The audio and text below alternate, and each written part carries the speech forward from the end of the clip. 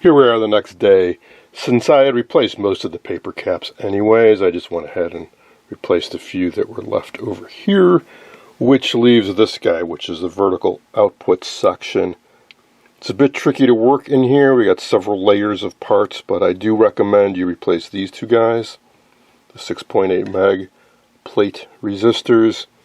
There's paper cap buried down in there, and this guy, and there are a couple 10 meg resistors around the socket that can drift pretty high up in value, but be very careful around these two.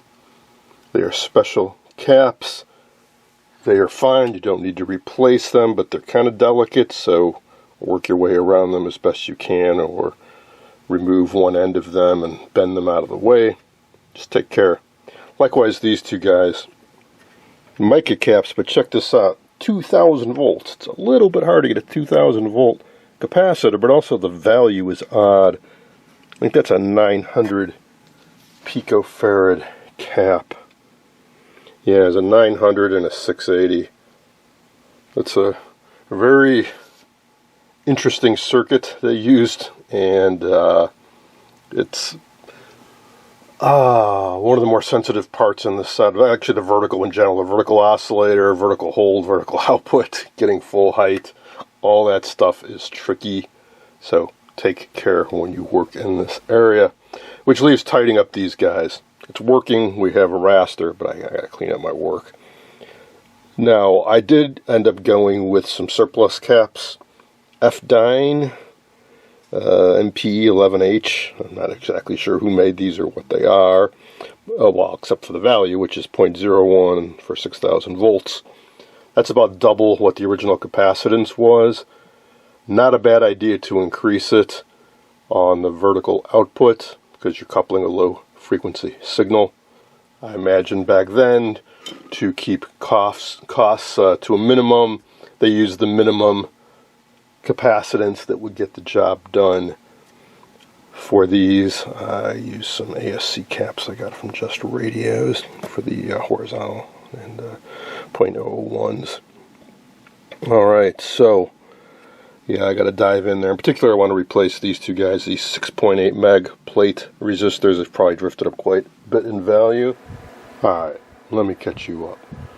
I finished rebuilding the vertical oscillator output stage and buttoned up all my work with replacing the paper caps. Hooked the CRT back up, and I'm injecting a signal for the first time. I've been playing around with the controls a bit, feeding a signal in with my Suncor VG91 on channel 3. Got a speaker hooked up. We have sound. And we have the inklings of a test pattern. This should be the circle square pattern. So a few things. One, we still have a lack of height. Take this a bit. The sync isn't very stable, and we've got this bright band running through it. I'm playing around with the contrast right now. I'm playing around with fine tuning.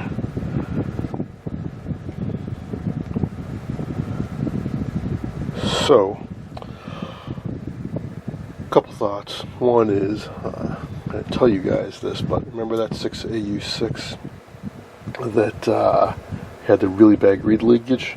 I actually did put that in the set. So, let's replace that, see if it makes a difference.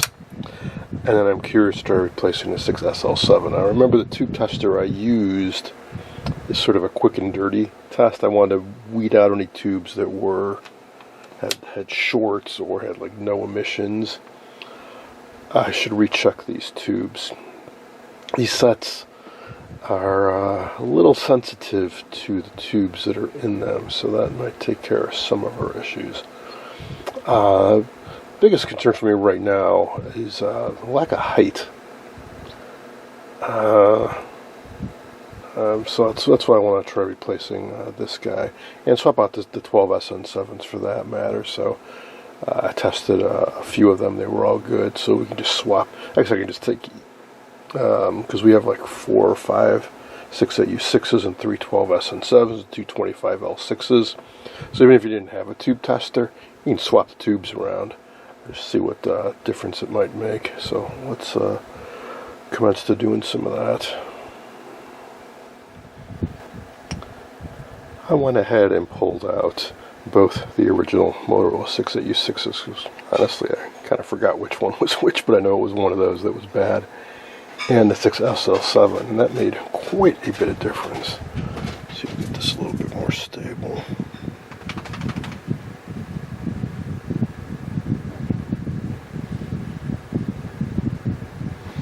Alright, so I gotta fight with that a bit more, but we got our height. So it was that 6SL7. Now another possibility with having flaky video could be the detector, which is in here, but that's actually a diode, a really early 1N34 germanium diode. But it also is a sound detector. We have good sound, so it seems a little less likely. Oh, I also did swap out two of the 12SN7s, because half of this guy is a vertical oscillator, and then the 6SL7 is vertical output tube, so it could be either of those. So there are definitely issues with the tubes, so I went ahead and pulled out a better tube tester, my Hickok 121 Cardmatic. Let's go through and retest all these tubes. Before I test the tubes, I'm going to take a bit of my own advice that I often give people online when they're at this stage and they have issues like this, which is don't trust your signal source. I went to the back and was wiggling where my signal's coming in with my 75 to 300 ohm balun, and if I just, so I noticed when I was putting my hand near the back that things would change, so I'm just moving my hand around back where the connection is, and then you can hear just the sound is changing just when I put my hand around it. And hey, it's looking a lot better now, isn't it? All I did was I just touched it a little bit. Maybe. Hey, look at that. We got a flaky connection on the back. I noticed that the antenna terminals were rather rusty, so that might be an issue.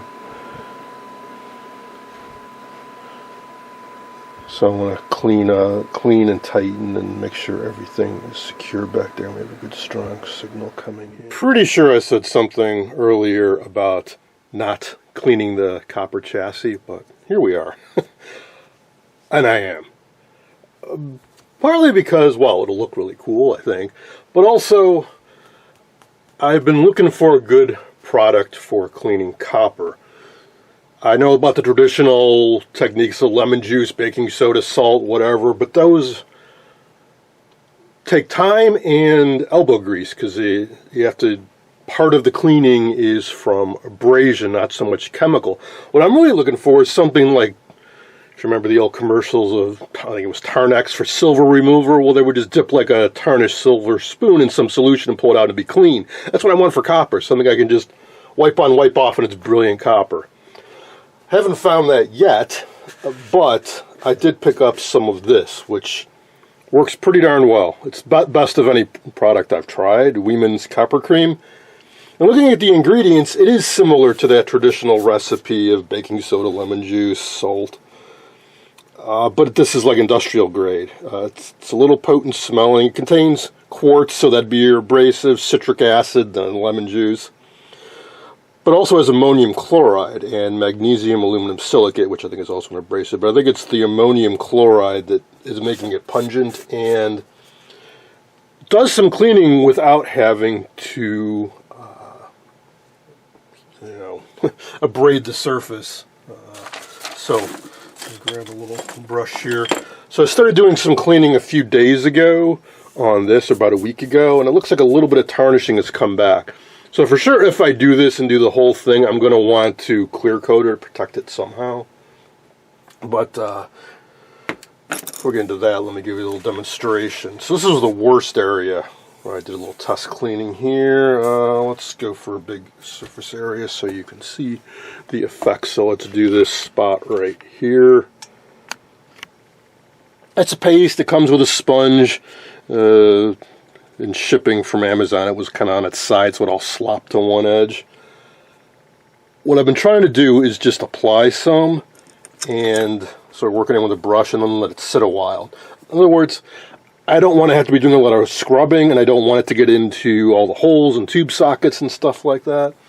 And by just leaving it, or just doing light brushing, it actually does a pretty good job. I think you can see that it's already removed a lot of the tarnishing. Now, I really haven't gone over this and cleaned it much, which will probably help too.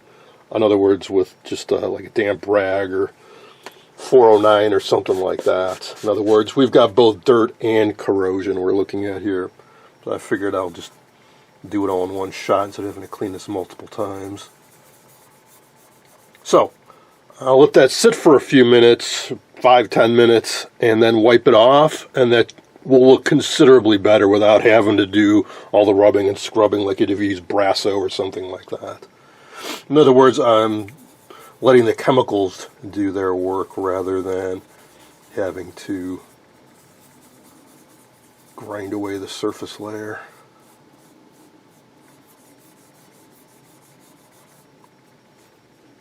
All right, I'll let that sit for a bit. Hey, in other news, lots of talk about these online. Shango and other guys on Facebook and Antique Radio Forum. This is a video doorbell intercom system, apparently, from Europe or Eastern Europe or Russia, something like that. Parts seem to be made in China. There's a flood of these in the surplus market on Amazon, AliExpress. That's where I got these. I ordered up a bunch of them because I saw Shango do a video on these. One, they're interesting, but two, that's what I'm really interested in. So I did a series on restoring electrostatic TVs recently, and I had trouble with a set getting a good 6 kilovolts out of the RF high voltage oscillator power supply circuit in here. So there are DC to DC converters on the market where you put like 6 to 12 volts DC in and you can get 6,000 volts at 1 milliamp out. The problem is they cost about $200. But if you took the filament supply from this or added a little transformer to get your clean DC power, feed it into that, stuff it all inside this box, you get a really nice, strong, clean, high voltage supply, which would make your set look even better because these do droop a bit. If the image is really bright, you turn up the brightness, it puts a heavier load on this and it drags it down. I've seen brightnesses vary, the high voltage moves around because it's not regulated. And often these are only putting out 5 or somewhere between 4 and 5.5 kilovolts. Rarely do you get up to the full spec. Downside to that is if you put 6 kilovolts on a 7JP4, which is their max, it's weird. If you look at the data sheet, it's both the maximum voltage but also the typical and recommended voltage to use. Because it does produce the brightest image, but it will wear out the phosphor faster. Anyways. So it's kind of a mixed bag, so you might want to think about, do I want to prolong the life of my 7JP4 as much as possible, then run it on a lower high voltage, but if you want it to be bright and sharp, get as close to 6 kilovolts as you can, which brings us to this. So this is a CRT, a lollipop CRT they call them. So instead of the phosphor being out the front, they like fold it back. So we're actually looking at the inside of the picture tube. Imagine if this was flipped like this. Timex Sinclair had a pocket TV that did this, and so did the Sony Watchman. Because let me grab you a CRT, see if I can make some sense out of this for you.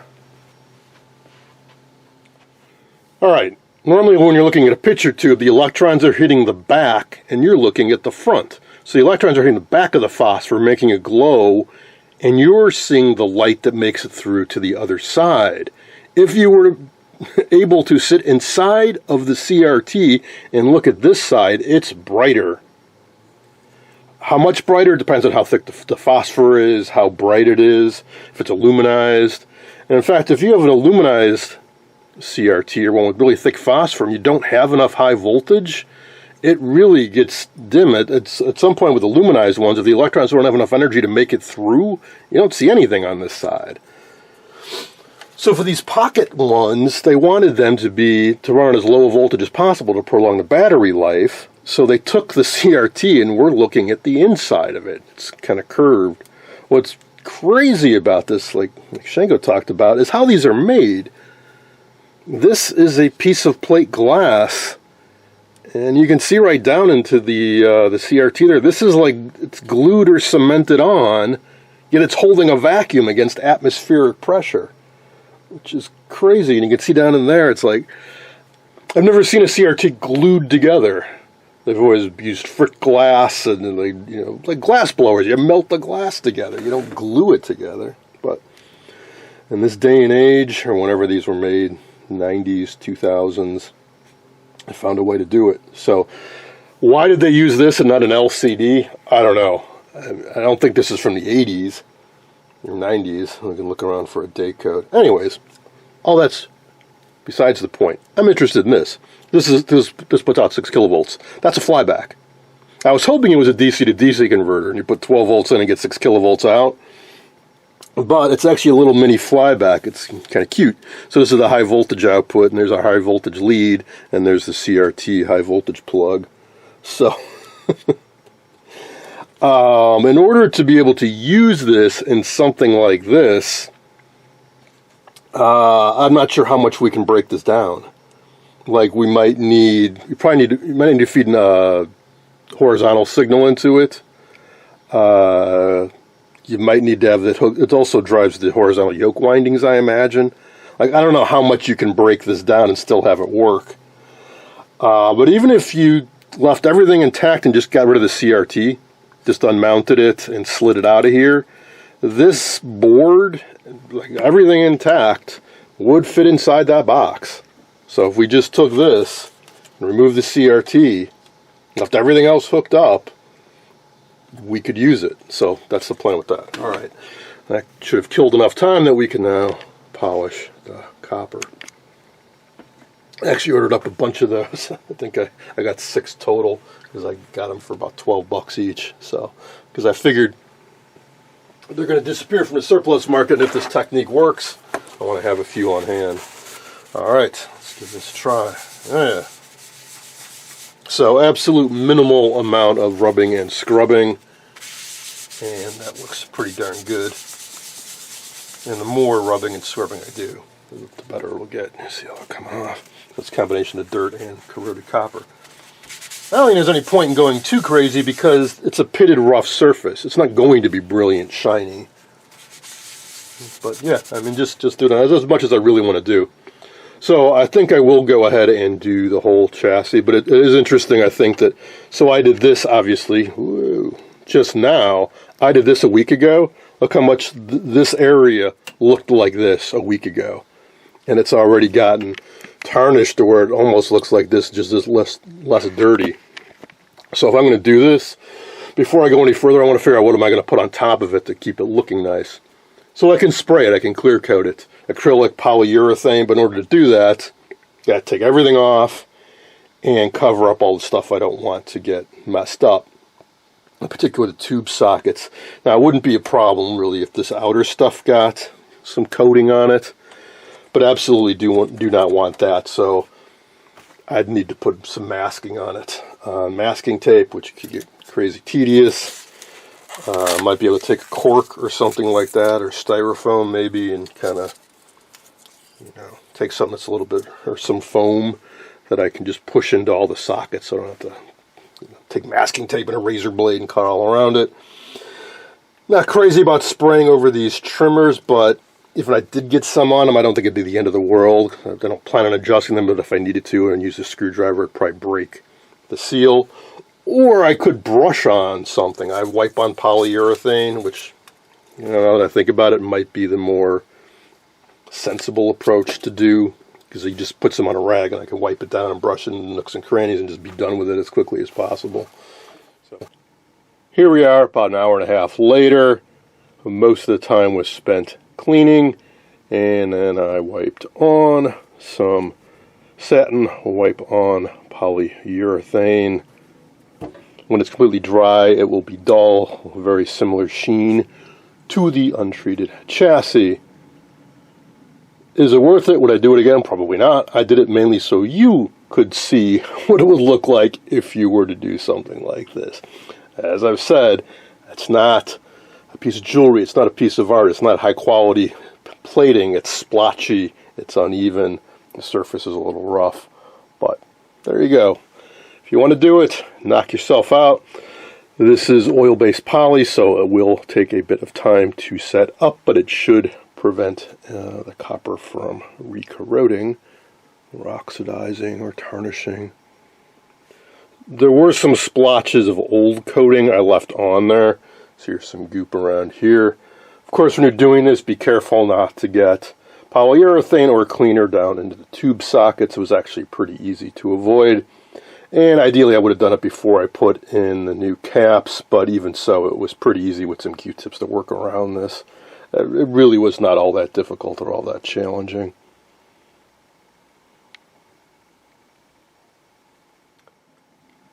While I have everything out of the way, I'm going to replace all the screws because, yeah, they were all missing. There was just a single nut on top holding this down.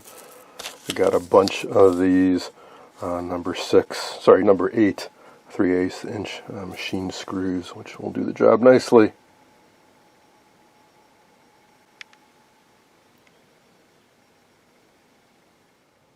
Alright, back underneath the chassis, you got some unfinished business. One, I need to tidy up my high voltage capacitors. I just tacked in the coupling ones while I was getting this out working. I need to neaten that up. And then, as I've mentioned many times before, these large valued resistors in the high voltage bleeder network need to go. I spot checked a few. The 2.2s are measuring closer to 3, and these 4.7s are pretty high. In fact, this one is completely open. So I'm just going to replace all those, and then I'll go through and quickly check the rest of these. I'd mentioned earlier on that I was going to replace these two power resistors. I'm going to get to those. They're both high. And something else I suggest you check in general on these vintage TVs is the IF chain resistors, in particular the cathode bias. If you look down in here, this is the IF strip. Notice there aren't many resistors. These tubular looking things, these are capacitors, ceramic capacitors. They're very stable, don't need to be changed out. These guys are inductors. They are filter chokes on the filament. So really there aren't that many resistors. You can see one poking down there, one there, one down there. So in particular the low valued ones. We got an 82, an 82, an 82. Those are on the cathode circuit. They provide a negative bias on the grid. So often those drift quite high in value. I'll spot check a few of them right now. Now these resistors are just going between the cathode of the 6AU6s and ground. You don't need to lift up one end of the resistor to test it accurately. You can test them in circuit. So here's the first 82. And we are getting 192. That's more than double what it should be. See that all the time in these sets. Here's another 82. And we have 191. That's got to go. Here's another one. Should be 82. We have 229 or 230. So those are all going to go. The higher valued resistors typically aren't as bad. This should be 1,000 ohms, for example, or 1K if you prefer. And it measures 1.2. So it's 20% high. It's a 10% tolerance, meaning 1.1 is the highest to still be within tolerance. But that's not horrible. It's not like it's double or more the value it's supposed to be. I'd be inclined to just leave it alone. This is kind of tight down in here, and you don't want to accidentally move a coil or something. You throw the alignment off a little bit. So I would suggest you only change them if they are grossly out.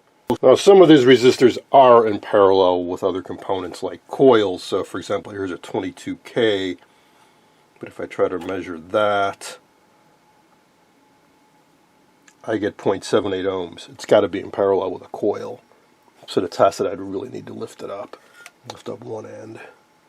Let's see, here's a 220. Let's see if we can measure that.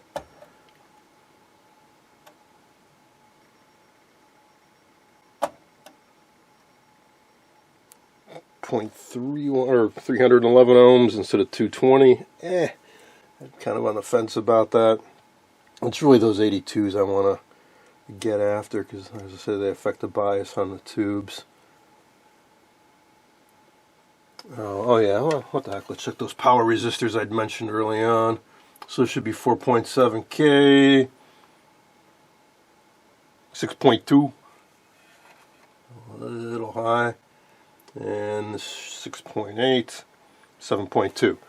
So those are on the main power supply and provide a biasing for the video amp. So those, no, they're not horribly out of tolerance, but I'd be inclined to swap those out. Not only are they off, but it's a 2 watt and a 1 watt, or maybe they're both 2 watts. It's hard to tell because packaging styles changed, technology improved, and sizes of resistors got smaller over time. So a modern 2 watt resistor is much smaller than that, and they can also, they don't drift so much. These are carbon comp, and that's kind of a critical part of the circuit, so I'd be inclined to replace those, and I'd use 3 watt resistors or better.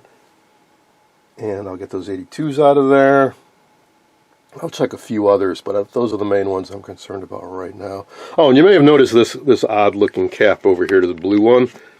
That is going to the AC line, between the AC line and the chassis, which is floating. So if you want to call that the death cap or whatever, safety cap, it's an AC rated capacitor, which you should really use in that application. So that's what that box cap is right there.